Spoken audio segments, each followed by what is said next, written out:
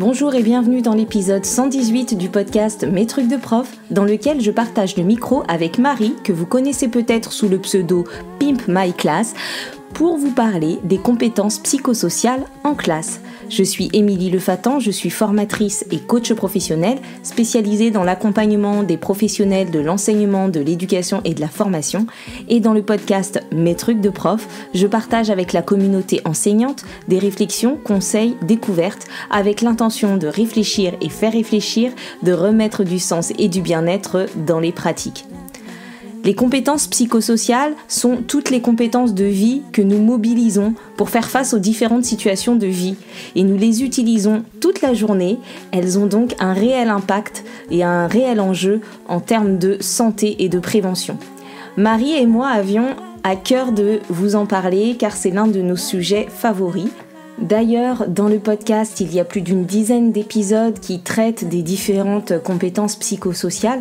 Mais si vous ne l'avez pas encore écouté, je vous invite avant toute chose à aller réécouter l'épisode 42 qui présente ce que sont les life skills, les compétences psychosociales. Et je vous laisse maintenant écouter notre échange et je vous en souhaite une belle écoute. Donc bonjour Marie. Bonjour. Et bienvenue dans cet épisode de podcast. Merci. Est-ce que tu veux bien te présenter pour les auditeurs et les auditrices qui ne te connaîtraient pas Donc je m'appelle Marie, j'ai 37 ans. Je suis prof des écoles depuis 15 ans, maman de 2 enfants. Et j'ai eu un parcours un peu atypique dans l'éducation nationale, c'est-à-dire que j'ai fait une première année dans l'enseignement ordinaire et je suis vite passée sur l'ASH, donc en faisant fonction, une année post-E et ensuite CLIS. Et ça m'a beaucoup plu, donc j'ai passé le cap ASH qui m'a beaucoup apporté. Et là, ça fait 6 ans que je suis de retour dans l'ordinaire et que j'ai balayé pour l'instant du CP au CM1, tous les niveaux. Et donc, quand on te suit sur les réseaux, on voit que finalement, ce parcours peut-être dans la SH a eu un impact dans ta pratique aujourd'hui. Oui, je pense que la formation que j'ai eue pour le cap ASH a de toute manière été un gros boost dans ma façon d'appréhender l'enseignement. Que j'ai appris plein de choses dans cette formation-là que j'avais pas eu en formation initiale. Et notamment tout ce qui tourne autour de la psychologie de l'enfant et du lien qu'on peut mettre dans la relation avec les enfants. Et aussi sur la manière de voir l'individualité de chacun. Parce qu'en CLIS, j'avais 12 élèves et on était 2 avec une AESH. Et du coup, pour moi, le plus important quand les enfants arrivaient, c'était qu'ils se sentent bien. Parce que souvent, c'était des enfants qui avaient été un petit peu abîmés dans leur parcours scolaire. Et donc, le principal pour moi, c'était que la première étape, c'est qu'ils arrivent et qu'ils soient contents de venir dans la classe. Et ensuite, on partait sur les apprentissages. Mais je pense que ça, déjà, c'était un bon terreau aux compétences psychosociales. Ouais. Et ben justement, et ta rencontre avec les compétences psychosociales, en tout cas, en étant capable de les nommer et de les identifier, comment ça s'est passé, à quelle occasion ? Du coup, quand je suis retournée dans l'ordinaire, ça a été très dur pour moi, la bascule 12 à 27, et puis de plus avoir ce temps, justement, individuel avec chaque enfant, de prendre le temps. Ça a été compliqué. Et je sais pas, ponctuellement, comme ça, il y a des choses qui sont venues, mais je ne savais pas encore nommer les compétences psychosociales, mais autour du bien-être, par exemple. Prenez ce dont vous avez besoin, tu sais, les petits affichages sous forme de petites annonces. Donc, je faisais des petites choses comme ça, ou tout ce qui était autour de la coopération. Voilà, c'était vraiment très ponctuel. Et les années post-Covid, il y a eu une rentrée très, très compliquée pour moi avec les enfants. Je les sentais comme une classe en vrac, c'est-à-dire j'arrivais pas à fédérer mon groupe, j'arrivais pas à amener ce que je voulais amener dans les séances. Et en discutant un petit peu autour de moi, on m'a soumis l'idée de faire des débats philo. Et de partir d'un débat philo que j'aurais pas du tout pensé, qui était autour de la sécurité. Et du coup, très vite, en fait, ces élèves-là que voilà, j'arrivais pas à capter, étaient complètement avec moi.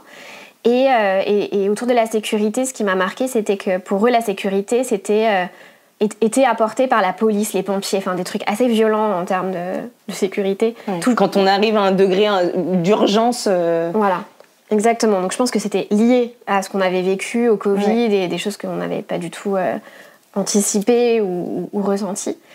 Et du coup, on a développé, on a essayé de dérouler un petit peu, mais oui, mais la sécurité, elle peut venir pas dans cet état d'urgence, en fait.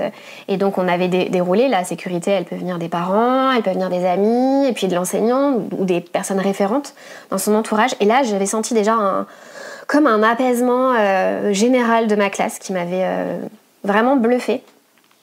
Et par hasard, quelques mois après, j'ai découvert dans le magazine Innovation en éducation un article qui abordait l'association Scolavie, qui a été créée par Laure Reynaud et qui abordait ses compétences. Donc déjà dans l'article, moi ça m'a fait plein de pips quoi. Wow, ça importe un nom, c'est voilà, et puis c'est des compétences pour le coup très présentes dans le milieu privé et puis aussi dans les entreprises en fait. On en parle maintenant, les soft skills, c'est des compétences du 21e siècle, il faut les développer.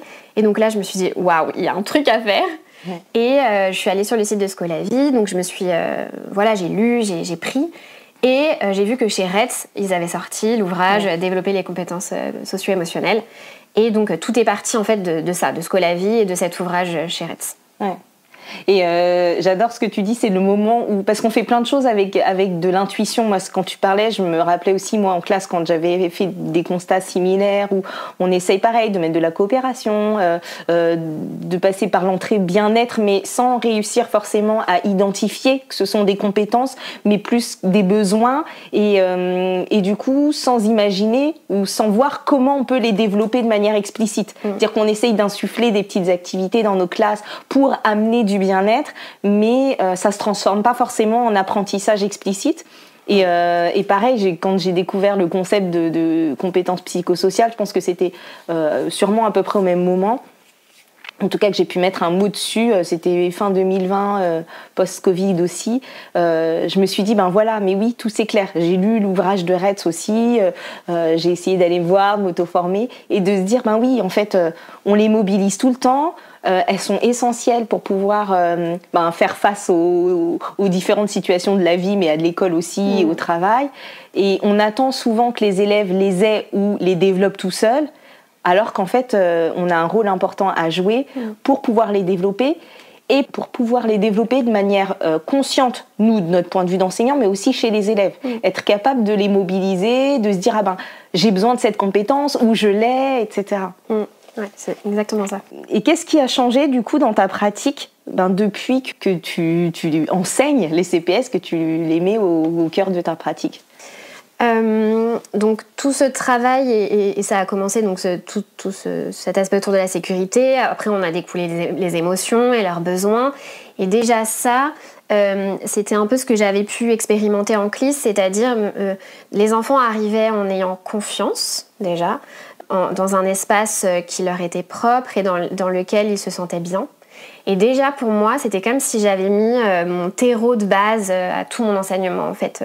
En tout cas maintenant je le vois comme ça, c'est-à-dire que tant que j'ai pas une classe qui est dans cet état global, je peux pas aller sur autre chose. Donc vraiment pour moi, le mois de septembre, c'est un mois où si j'ai de nouveaux élèves, je vais installer ce climat-là grâce aux compétences socio-émotionnelles.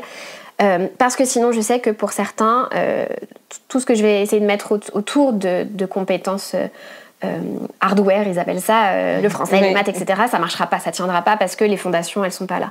Pour moi, un enfant qui se sent pas en sécurité et écouté, et il ne peut pas rentrer sereinement dans les apprentissages, et en particulier les élèves qui ont des difficultés, parce que finalement, se lancer dans une activité dans laquelle on n'est pas sûr qu'on va réussir, ça peut être violent en termes d'émotions, de ressenti, et il faut que les enfants soient en confiance.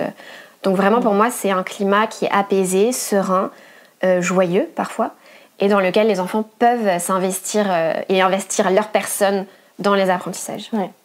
Et puis il y a cette idée aussi que y a un double apprentissage du coup. C'est-à-dire que quand tu parlais de la situation où tu te lances dans une activité que tu n'es pas sûr de réussir, il y a à la fois la compétence, tu disais hardware, mais voilà, la compétence technique ou disciplinaire que tu es en train de travailler. Et puis en même temps, il y a cet enjeu d'apprendre à comment je peux me comporter ou comment je peux faire pour quand même m'engager dans la tâche malgré le stress ou l'inconnu, etc. Et que ça, quand on arrive à se voir faire ou quand on arrive à l'identifier, eh ben on peut déjà en parler, même si on n'a pas encore les réponses, on peut se dire ben voilà, là je me sens, je sais que je ressens ça. Et donc en termes de conscience de soi, c'est important. Et puis ensuite, petit à petit, dire ah ben finalement j'ai réussi, j'ai mis ça en place, échanger avec les autres. Ben moi quand je me sens comme ça, je fais ça. Ah ben pourquoi pas, de voir que je suis pas le seul ou la seule à ressentir ça. Ouais, exactement. Donc là, au niveau de tes élèves, est-ce qu'il y a autre chose que tu as remarqué ? Une meilleure connaissance d'eux-mêmes. C'est ce que tu disais, hein. Déjà, quand ça part des émotions, repérer son émotion, comprendre quel est le besoin qui en découle, soit se le procurer soi-même, soit aller le rechercher. Donc ça, ils vont effectivement être davantage dans la communication. Et il y a une confiance aussi qui s'installe avec l'enseignant, c'est-à-dire qu'un enfant qui va pas du tout sentir la poésie en classe, devant toute la classe, va oser venir me voir en me disant « Ah maîtresse, là ça va pas du tout, est-ce que je peux juste te la réciter à toi au bureau ?» Mais pour cet élève-là, oui. Et puis je vais lui dire « Bien sûr, mais t'essaieras la prochaine fois, ok, mais là je te donne cet espace de sécurité. » Du coup, je trouve que c'est davantage dans la communication, la confiance, et que les enfants, il va moins y avoir aussi cet aspect de compétitivité. On va aller aussi discuter avec les autres, chercher une information, échanger, et donc la coopération, elle se fait aussi plus facilement. Ouais. J'aime beaucoup le lien finalement fait là dans ton expérience entre la sécurité. Comment de la sécurité, en fait, ça a pu permettre de découdre et d'arriver jusqu'à ces compétences psychosociales et le fait de rechercher aussi, d'identifier et de rechercher de la sécurité pour soi et que ce soit aussi de la sécurité émotionnelle, de la sécurité relationnelle, etc. Donc tu as évoqué les élèves, tu as évoqué un peu le climat de classe et pour toi, qu'est-ce que ça change pour toi ?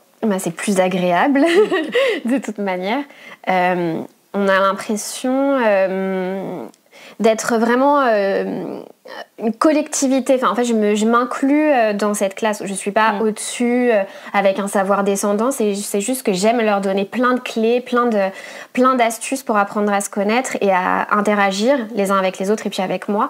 Et donc, ça fait un peu comme un groupe qui avancent ensemble et qui osent dire là ça va pas, là ta séance maîtresse c'était moyen, voilà, il y a tout de suite des choses qui vont se dire mais productives et moi je les accepte aussi.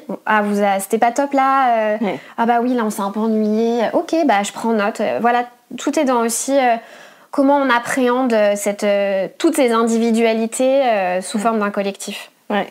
C'est remettre un petit peu d'horizontalité, peut-être dans la relation, créer aussi de la connivence et puis de faire en sorte que les élèves ils se sentent dans un cadre où ça leur permette à la fois de recevoir les feedbacks ou de les donner. Ça veut pas dire que du coup les choses elles se font. J'anticipe un peu les craintes peut-être de certains collègues, mais qu'on en perd notre autorité ou notre responsabilité dans la classe. Au contraire, du coup, ça nous décharge un peu d'une certaine responsabilité sur certaines choses qui devient partagée. Et en même temps, on reste enseignant de la classe. Donc, Oui, tout à fait. Et aussi, dans ma préparation, je pense que c'est lié, mais je me suis aussi vue aller chercher plein de manières différentes de proposer des séances ou des modalités d'apprentissage aux enfants en me disant ok donc là ils sont tous différents, ils ont tous des façons d'apprendre différentes, des façons de ressentir qui vont pas être les mêmes pour tous et donc je vais aller chercher plein d'approches différentes et en fait ça permet de toujours avoir un renouvellement et voilà des nouveautés, des choses qui vont pimper l'enseignement tout en gardant malgré tout un cadre qui est très c'est très cadré, c'est très ritualisé dans ma classe, mais au sein de ce cadre, il va y avoir des choses qui vont apporter de la nouveauté et du coup motiver les enfants. Et j'ai envie de dire que en fait, ça fait partie du cadre. C'est-à-dire que le cadre qui permet aux élèves d'apprendre et toi, c'est le relationnel, c'est peut-être la ritualisation, la rigueur aussi, la visibilité qu'ils peuvent avoir sur comment ça se passe, ce qui va se passer, le fait de savoir qu'on peut échanger, qu'on peut se dire les choses, qu'il y a des choses qui sont négociables et peut-être d'autres qui le sont moins, mais que ce soit lisible pour tout le monde. Et du coup, ça fait partie du cadre. Parfois, on a un peu l'impression que le cadre, c'est forcément quelque chose de rigide et de pas toujours très agréable. Ce qui fait que des fois, les enseignants ont du mal à incarner ce cadre et à le poser parce qu'ils se disent si je pose du cadre, je vais être méchante ou méchant. Alors qu'en fait, non, le cadre, en fait, c'est pouvoir être assez cadrant sur certaines choses. Ça peut être sur le temps, ça peut être sur certaines règles, etc.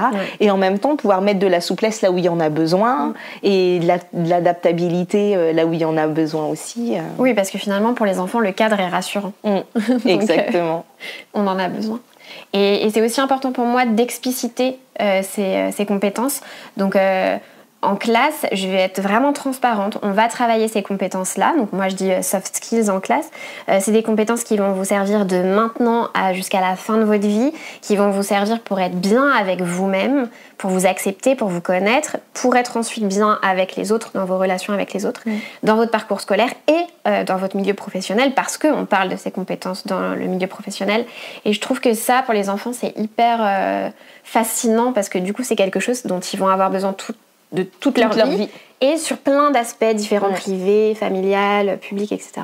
Et puis ça a aussi l'avantage de revaloriser aussi certaines compétences qu'ils ont déjà et qu'ils maîtrisent déjà. Quand on va les lister et quand on en parle avec les élèves, il y en a qui sont déjà hyper avancés, qui ont une certaine maîtrise de, par exemple, pouvoir résoudre un conflit ou pouvoir planifier ou pouvoir anticiper ou pouvoir gérer ses émotions ou pouvoir faire preuve d'empathie.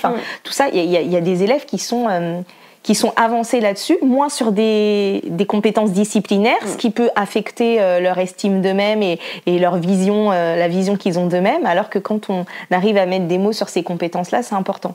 Et comment tu fais pour les expliciter ? Tu disais que tu leur en parles. Est-ce que tu as un affichage dans la classe ou est-ce qu'ils les connaissent ? Ils ont un référentiel Alors du coup, une des séquences que j'aime bien mettre en place et qui a été faite par Scolavi et qui est dans l'ouvrage de Retz, c'est sur les forces de caractère.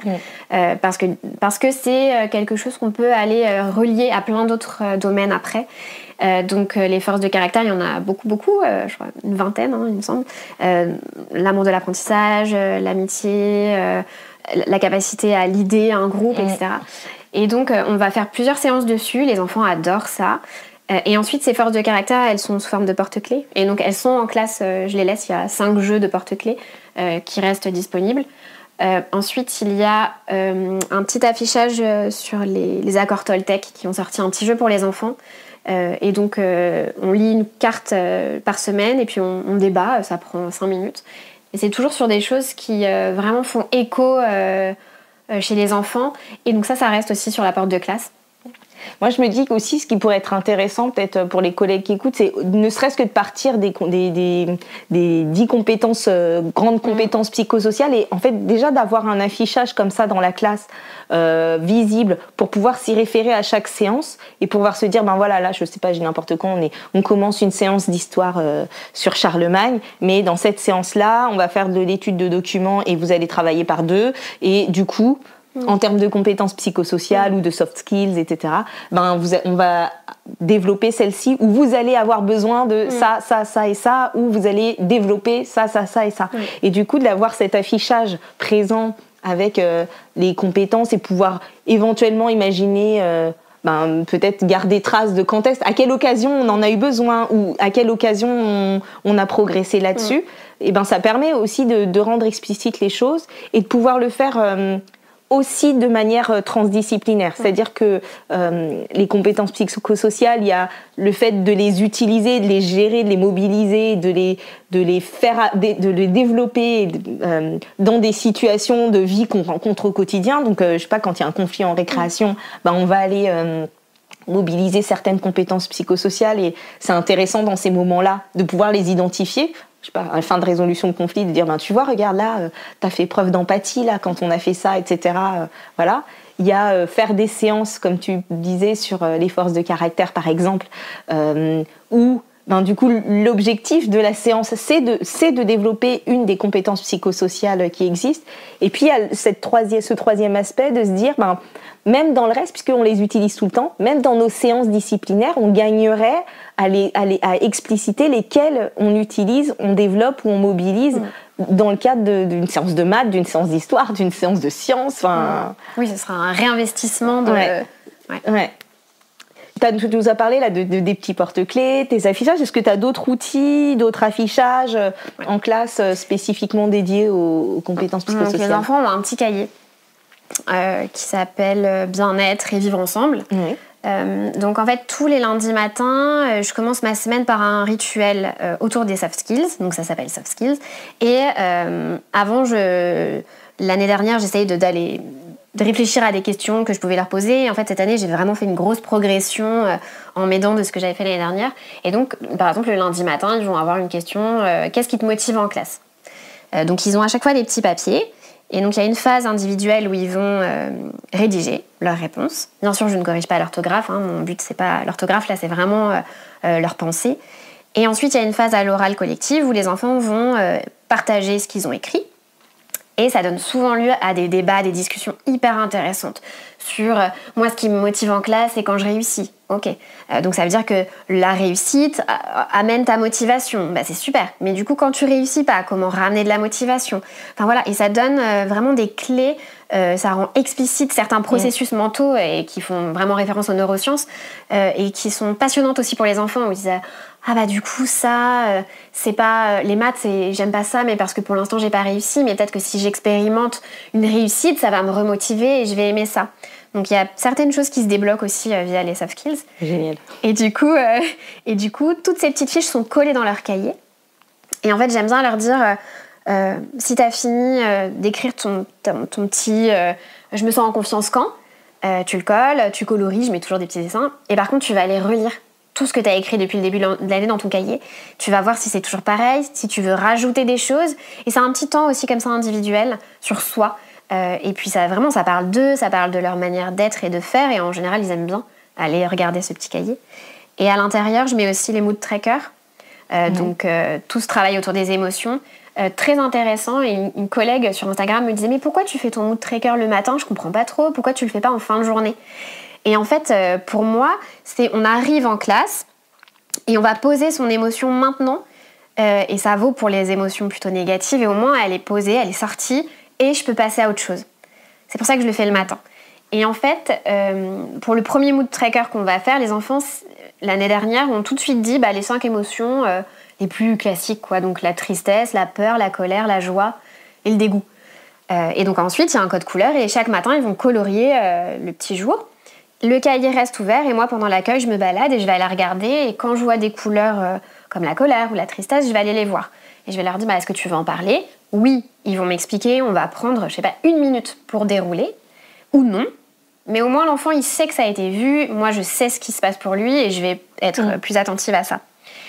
Et ce qui était hyper intéressant, c'est que le mois d'après, les enfants m'ont dit, oui, mais ça va pas du tout les émotions maîtresses parce qu'en fait, on n'est jamais dégoûté quand on vient à l'école ou très rarement. Et puis finalement, on a une émotion, mais on l'avait pas, on est bien, mais on n'est pas joyeux. Et du coup, la sérénité était arrivée. Et une autre émotion m'avait dit, oui, mais des fois, moi, je suis comme ça, tout foufou, mais je suis ni en colère, ni joyeux. T'es excitée.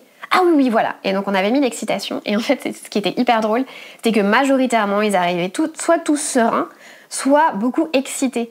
Et dans l'excitation, nous, c'est pas une émotion qu'on ressent beaucoup en tant qu'adultes, l'excitation. Alors que les enfants, ils sont tout le temps excités. Ils sont excités parce qu'aujourd'hui, il y a une sortie, aujourd'hui, il y a la piscine, ce soir, je vois mamie, ce soir, je vais au sport, et puis demain, c'est le week-end, et puis on va faire un goûter. Et en fait, je me suis rendu compte qu'ils arrivaient tous excités avec cette énergie de surplus, là, qui fait que parfois, on a du mal à récupérer tout le monde, mais qu'en fait, c'est hyper positif parce que c'est majoritairement de l'excitation qui fait référence à la joie. Et le fait, pareil, de transmettre ça, de dire « Ah bah moi, je suis trop excitée, maîtresse, parce que je vois ma mamie ce soir », pareil, ça... Il y a quelque chose qui redescend chez les enfants et donc on arrive sur un départ de classe un peu plus serein. Et donc les mood trackers sont aussi relayés dedans. Et puis ça permet d'apporter de la nuance. Et moi je me souviens d'élèves par exemple qui étaient hyper binaires dans leurs émotions. C'est soit je suis contente, soit je suis hyper en colère et qui avaient du coup du mal à gérer ça. Et d'apporter de la nuance, d'apporter des mots pour parler de cette nuance. Parce que c'est vrai qu'il y a un premier pas depuis quelques années de se dire on travaille sur les émotions, mais il y a quelque chose, des fois, j'en discutais il y a pas longtemps avec ma sœur, c'était rigolo, la semaine dernière, où un côté où on se dit ok, on travaille sur les émotions, mais en fait, c'est quoi le but ? Qu'est-ce qu'on en fait ? Parce que si c'est juste avoir plein de vocabulaire, c'est pas tout à fait, c'est pas le plus efficace. Et du coup, de pouvoir se dire, oui, en fait, c'est pouvoir les identifier. Des fois, c'est comme le stress ou ça va dans la conscience de soi, en fait. De pouvoir se dire, ah oui, là j'ai un mot à mettre sur ce que je ressens maintenant, et du coup ça m'aide aussi à le ressentir. Et donc peut-être du coup à le ressentir, à pouvoir prendre un peu de distance aussi avec l'émotion.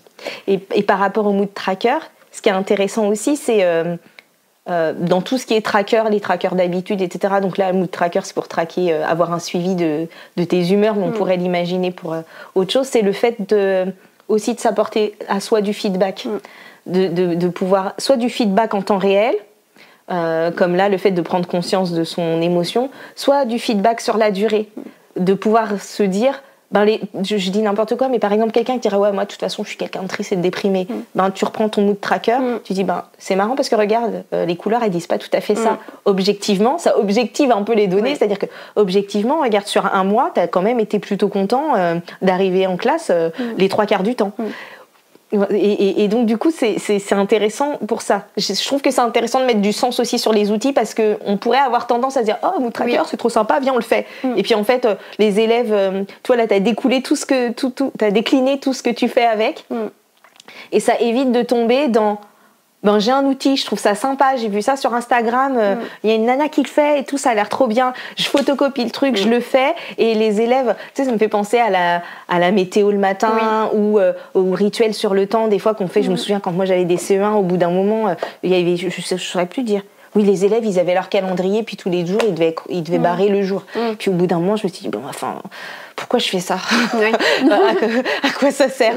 Ils ouvrent leur cahier, ils font une croix sur à côté de la croix d'à côté. En quoi ça construit le temps ? Et donc là, sur le mood tracker, c'est pareil, c'est de se dire, moi, c'est pas juste le petit rituel. On arrive le matin, ouvrez votre cahier, ça y est, vous avez mis votre couleur, vous sortez votre cahier du jour maintenant. Non. Tu vois ? Non, puis en plus, ça permet de rendre visible aux enfants que l'émotion, ils la ressentent, mais il y a un besoin derrière, en fait. Il faut prendre conscience de l'émotion et ensuite traiter le besoin. Et l'excitation, c'était vraiment ça. C'est en gros l'excitation qui va être une expansion de la joie très très forte. En fait, le besoin, c'est quoi ? C'est juste de partager. Donc une fois que l'enfant va me dire en fait, je suis trop content parce que ce soir, c'est mon anniversaire et on va au restaurant, finalement, son besoin, il est assouvi. Et il va pouvoir redescendre et passer à une autre émotion plutôt sereine et disponible pour les apprentissages. Et ce que tu dis, ça me fait repenser encore à cette idée de mettre du sens, parce que j'y tiens, c'est un peu mon dada, mettre du sens et des explications surtout. Parfois je suis même un peu pénible avec ça. Mais ça me fait penser, tu vois, tous les petits rituels qu'il peut y avoir, de quoi de neuf, etc. De humeur du jour, où on partage, ou les petits panneaux avec les émotions. En fait, si ça reste juste des outils, ça sert à rien. Faire le quoi de neuf, histoire de faire le quoi de neuf, ça sert à rien. Par contre, si on sait quelle intention on met derrière, soit on le fait le quoi de neuf parce qu'on veut faire parler nos élèves et du coup, on va aller dans ce sens-là et gérer la séance de cette façon-là. Soit justement, comme là tu viens de le dire, ça permet de faire retomber un peu les choses de l'extérieur, les choses que les élèves amènent de la maison, et toi de prendre des indices sur comment arrivent tes élèves pour mieux te caler, parce que quand t'as un élève qui arrive, il s'est levé, on l'a pressé, il n'a pas eu le temps de finir son petit-déj, il s'est pris une soufflante par son père, son machin, il arrive, et puis toi t'arrives, tu sais pas ça, et t'en rajoutes une petite couche avec une petite remarque de rien du tout, et ça explose, et du coup, ça peut prendre des proportions, alors qu'en fait, juste en prenant l'info, finalement... je sais pas, je suis hyper énervée. Ah ouais, t'es énervée, qu'est-ce qui s'est passé? Depuis ce matin, il y a rien qui va, tout le monde me tombe dessus, etc. Du coup, tu redescends. Ok. Bon, t'as besoin de quoi là? Et c'est ça, c'est de se dire, on a des outils, mais ils doivent servir aux élèves et te servir à toi. Et si c'est juste un outil qui est joli et qui est ritualisé, qu'on fait tous les jours, mais on ne sait pas pourquoi, on va peut-être on va se confronter au fait que ça ne marchera pas en tant qu'enseignant. C'est ça. Non, c'est génial. T'as d'autres choses, d'autres outils, d'autres affichages? Les Blobtree aussi. On voit un peu passer sur Instagram, qu'on trouve facilement sur Google avec par exemple un arbre et puis plein de petits personnages dans des positions différentes. Un qui est tout en haut avec les muscles sortis, 2, 3 qui sont côte à côte regroupés, un qui est en bas qui boude. Il y a un numéro sur chaque personnage et les enfants vont devoir choisir un numéro et dire moi je m'identifie à ce personnage maintenant et pourquoi. Et donc pareil, on va en discuter un petit peu et pareil, ça permet de voir aussi les appétences de certains qui vont être vraiment dans l'amitié, le collectif, qui vont avoir besoin de ça, vraiment. Et d'autres non, qui vont plutôt être des solitaires ou qui vont plutôt se concentrer en étant seuls et pas en travaillant à plusieurs. Donc ça donne aussi plein d'indications, plein d'informations sur les enfants. En tant qu'enseignant, c'est hyper intéressant. Ouais. Et c'est aussi du coup de la connaissance des élèves pour l'enseignant, de la connaissance de soi pour l'élève et de la connaissance des autres. Parce que quand on partage, du coup, c'est aussi le moment où on va découvrir que on n'est pas le seul à ressentir certaines choses ou à vivre certaines choses, ou alors de se dire mince, il y a des gens qui vivent ça et qui ressentent ça et moi je le ressens jamais. Ou même sur les Blobtree, ce qui est bien, c'est que un même personnage va être comme dans les photolangages, va être interprété de manière différente par des élèves. Moi, j'utilise souvent soit les Blobtree, soit des photos, etc. en formation, dans les coachings collectifs, on peut faire ça, ou coaching d'équipe et tout. Et ça, c'est trop drôle, quoi, de se dire... moi je suis le personnage 2 parce que en fait je suis hyper content donc je suis en haut de l'arbre et puis je vois tout, je sais pas quoi, et l'autre qui moi j'ai aussi choisi le personnage 2 mais c'est parce que j'ai besoin d'être tout seul donc je vais tout en haut de l'arbre et voilà, donc génial. D'autres choses, toujours au sein de ce cahier, il va y avoir le journal de gratitude aussi qui a très bien marché auprès des enfants. Donc pareil, sur le site de Scolavi, il y a tout plein de ressources qui peuvent introduire une séance autour de ce que c'est que la gratitude. Et ensuite, je l'avais proposé pendant les vacances. Donc ils prennent leur cahier à la maison et je leur avais dit tous les soirs, vous notez une gratitude. Et il y a des enfants qui... Donc, à la rentrée, ils posent le cahier sur la table. Moi, j'ai jeté un coup d'œil, mais j'ai pas tout lu en détail parce que ça leur appartient aussi. Et c'est vrai qu'il y a des enfants qui en avaient mis des tartines, mais pas qu'une tous les jours. C'était un roman, quoi. Et on sentait que certains avaient beaucoup, beaucoup apprécié ça.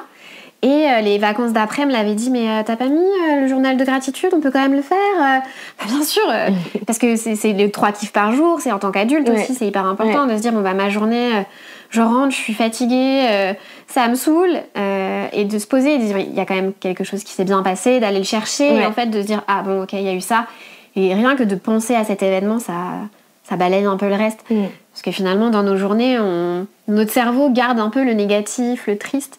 Donc il faut faire remonter en haut de la pile le positif. Les enfants avaient beaucoup apprécié.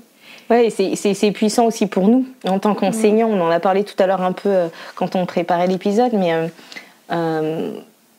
de pouvoir voir aussi ce qui nous rend heureux, pourquoi on est reconnaissant dans nos journées. Et parfois, c'est des petites choses. Et c'est, comme tu le dis, encore plus important les jours ou les périodes où ça va pas. Ça fait vraiment du bien et ça permet de sortir de l'insatisfaction perpétuelle. Moi, j'ai beaucoup fait ça pendant mon burn-out. Et du coup, de pouvoir retrouver un peu de satisfaction. Des fois, c'est des trucs... infime. J'ai réussi à faire ma machine aujourd'hui. Mais trop reconnaissante parce qu'il y a Charlot qui m'a tenu la porte alors que je croyais qu'il me parlait plus. On a ça. Donc ça, c'est vraiment, en tout cas, le rituel du lundi matin sur les soft skills, c'est très institutionnalisé. Enfin, c'est tous les lundis matins. Et ensuite, il y a tout plein de petites choses que je vais glisser sur mon année. Et donc j'ai fait une programmation cette année parce que je voulais ne rien oublier en fait de tout ça, mais je me laisse bien sûr la possibilité de switcher ou de me dire bon bah là je sens que en classe il y a pas mal de conflits, c'est pas hyper, il y a pas un climat de classe serein, on manque de collectif, et d'aller mettre des petites activités comme le copain mystère, piocher le nom d'un camarade, et puis pendant une semaine faire plein de petites attentions envers cet enfant. Donc ça va être, je sais pas, glisser des petits mots, proposer de l'aide, inviter à un jeu, et sans se faire démasquer. Et puis en fin de semaine, révéler, lui dire je pense que c'est toi. Et puis rien que ces activités-là, c'est que de la bienveillance, c'est que du positif, et donc ça n'apporte que du positif, et ça relie les enfants entre eux. Ou ce que tu disais tout à l'heure, ceux qui comme moi aiment lèvent le doigt. Et ce qui est très drôle, c'est de voir effectivement les enfants qui n'ont pas d'affinité a priori entre eux se reconnaître, et particulièrement dans des situations familiales. Ah, toi aussi tes parents sont séparés, je savais pas. Ou toi aussi t'es fils unique, ou toi aussi t'aimes ça, les mangas, mais moi aussi j'adore. Et de faire des liens comme ça, de créer des passerelles entre les enfants, et de pareil, de pousser le collectif. Et de se rendre compte qu'il y a plus de choses qui nous lient que de choses qui nous séparent, sauf qu'on focalise des fois sur ce qui nous sépare, et quand on retrouve un peu de lien, ça fait du bien entre élèves, entre adultes. Donc moi je repense à ton journal de gratitude là, et je me souviens qu'en classe je commençais toujours mes temps de régulation, mes conseils de classe hebdomadaires, par un tour de gratitude, justement. Et où tous les élèves devaient trouver un remerciement à quelqu'un d'autre, par contre, de gratitude vis-à-vis d'un camarade. Et du coup, ils creusaient. Et des fois, c'était des petits trucs tout simples, comme je remercie Mehdi de m'avoir prêté son stylo vert mardi. Et en fait, ça contribuait aussi... donc à mettre une bonne ambiance, à se sentir bien, mais aussi à encourager les élèves à refaire ces petites choses. C'est-à-dire que peut-être que Mehdi s'était pas rendu compte à quel point ça faisait plaisir quand il prêtait son stylo vert, et que du coup ça va aussi le soutenir et l'encourager dans cette petite action, et en prendre conscience, à ressentir sur le moment de la satisfaction, de dire moi je te prête mon stylo vert avec plaisir. Donc c'est facile d'informer les gens quand on n'est pas content, quand on est en colère, ou tout ça sort très facilement et c'est très visible, alors que des petites attentions, c'est moins visible. Et du coup, le rendre visible aux enfants, c'est tellement gratifiant, effectivement, pour les deux parties. Et du coup, moi, je fais le conseil de classe coopérative dans ma classe, donc ils ont la petite boîte avec j'ai un problème, je veux parler de quelque chose et je remercie. Mais j'ai aussi mis une petite boîte aux lettres, pour encourager ça aussi, à laisser des petits mots, à laisser des petits dessins, à n'importe qui. Et si les enfants m'en font, parce que des fois j'en ai, il suffit de mettre le prénom, je réponds toujours. Je leur dis merci, mais je remets quelque chose dans la boîte aux lettres. Et on sent que les enfants, ils sont hyper réceptifs à ça, à ces petites attentions et à ces petits moments aussi particuliers avec l'enseignant. Ouais, tout à fait. C'est top. Est-ce qu'il y a quelques... Si on prend un peu de recul, de hauteur, est-ce qu'il y a des idées, des principes ou des écueils que tu aimerais partager avec les collègues concernant les compétences psychosociales ? Oui, ça pourrait être... oui, mais alors je le case où dans mon emploi du temps, ça ? Parce qu'on a beaucoup d'heures, beaucoup d'apprentissage, et ça peut vite passer à l'as en se disant « mais c'est super, ça a l'air top, mais j'ai mes maths et mon français, il faut que j'avance ». Donc c'est de dire que moi, en tout cas, je le fais rentrer dans l'éducation morale et civique en plein dedans, et que c'est vraiment du temps, même pas perdu, c'est vraiment du temps dédié qui va servir vraiment de tremplin à tout le reste, qui va permettre vraiment aux enfants d'être disponibles et de ne plus avoir ces phases où on prend du temps, où ça avance pas et où on se dit mais pourquoi ? Non, en fait, le fait de faire ça, de commencer la journée par ça, c'est vraiment un gain de temps et en plus qui prend pas beaucoup de temps, ça peut être vraiment que 5 minutes. Et c'est vraiment un plus dans l'apprentissage pour les enfants, c'est-à-dire qu'ils vont être plus disponibles, plus motivés, plus conscients aussi de leur processus, de leur façon d'être. Donc dans leur apprentissage, c'est qu'un bonus. Dans le climat de classe, dans leurs relations entre eux, pour moi, il n'y a que des avantages. Et en plus, on les outille pour leur future vie d'adulte, pour leur éviter à 35 ans de se dire pourquoi ça va pas, et puis d'aller chercher soi-même les pistes, mais c'est long, et puis quand on a 35 ans, on est moins malléable. Se reprogrammer, c'est un peu plus compliqué. Ouais, on est moins malléable que quand on est enfant.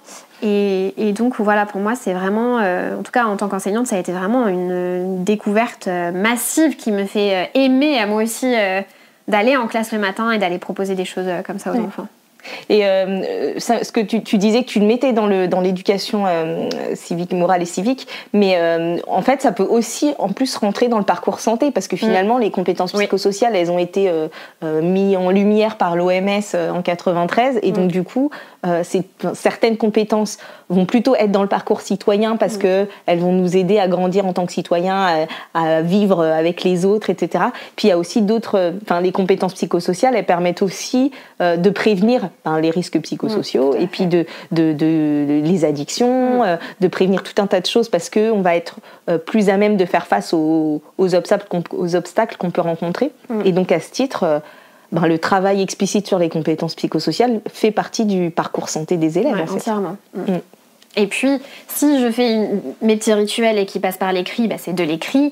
Et si je lis et si je discute ensuite, on est dans le langage. Du coup, ça rentre aussi dans plein de domaines finalement. C'est ça. Et c'est là que c'est intéressant de les utiliser en transdisciplinarité, parce que finalement, des fois, on est en train, on va chercher moult sujets pour faire des petits sujets d'écriture courts au quotidien. Là, on peut lier les deux, comme tu dis, production d'écrit.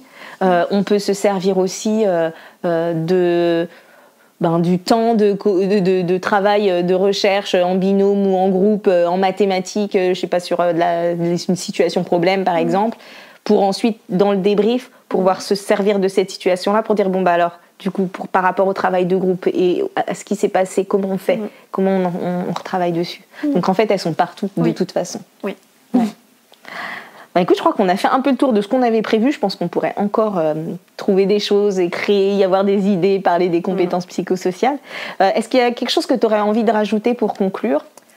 D'encourager vraiment tous ceux qui écoutent et toutes celles qui écoutent à aller fouiner un petit peu, regarder ce que sont les compétences psychosociales. Ce matin, je suis tombée par hasard sur un MOOC développer ses propres soft skills, nous, en tant qu'adultes. Donc soit pour soi, soit pour les élèves, mais en tout cas, d'aller y jeter un petit œil, ça vaut le coup. Si les personnes qui nous écoutent ont envie de te retrouver, de voir un peu ce que tu proposes, ce que tu partages, comment ils peuvent le faire ? Donc Instagram, Pimp My Class, et du coup le blog aussi, même nom, Pimp My Class. Dans les deux cas, je pense que je réponds plus facilement sur Insta, mais en tout cas, je serais ravie d'échanger, de partager. Super. Merci Marie d'avoir partagé tout ça avec moi et avec nous et avec les auditeurs et les auditrices.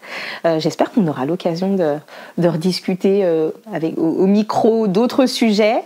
Et puis, au revoir, merci. Merci à toi. Au revoir. Merci pour votre écoute. Vous pouvez écouter les autres épisodes du podcast sur mestrucsdeprof.fr ou sur les différentes plateformes d'écoute de podcast. Pensez à attribuer le maximum d'étoiles pour soutenir le podcast quand c'est possible. Et sachez que sur Spotify, vous avez désormais la possibilité de réagir à la fin de chaque épisode. Si le sujet des compétences psychosociales vous intéresse et si vous vous demandez comment vous pourriez développer les vôtres, vous pouvez tout à fait me solliciter pour un coaching, et pour cela, rendez-vous sur metrucsdecoach.fr/contact. Je vous retrouve bientôt pour un prochain épisode et d'ici là, prenez soin de vous. Bye bye.